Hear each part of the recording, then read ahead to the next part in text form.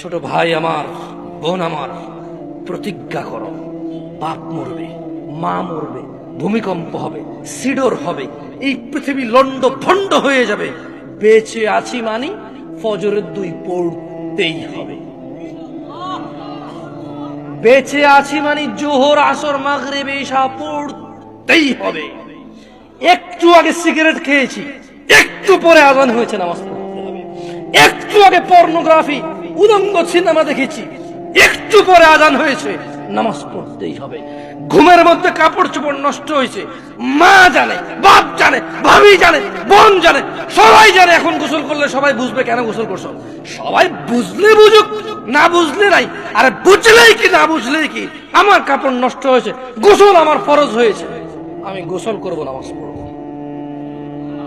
রাতে আমার ঘুম আসে নাই, বন্ধু বান্ধবের পাল্লায় পড়ে সারা রাত বসে বসে উলঙ্গ ছবি দেখেছি, যা অত্যন্ত ঘৃণিত এবং যা আমার জীবনকে তছনছ করে দেবে, যা আমার জীবনের বরকত নষ্ট করে দেবে, যা আমাকে লাঞ্ছিত অপমানিত করবে, এমন অপরাধে লিপ্ত ছিলাম। কারণ এই জানাবে বিচার যে করবে, যে জানার সাথে জড়িত, সে অপদস্থ হবেই হবে। আপনি আখিরাতে তার আছেই। এই একটাই অপরাধ জানাবে বিচার, একটাই অপরাধ অশ্লীলতা, যেটা শাস্তি আল্লাহ দুনিয়াতে দিয়ে দেয়। কোথায় দেয়? আখিরাতে তো আছেই। সারা রাত উলঙ্গ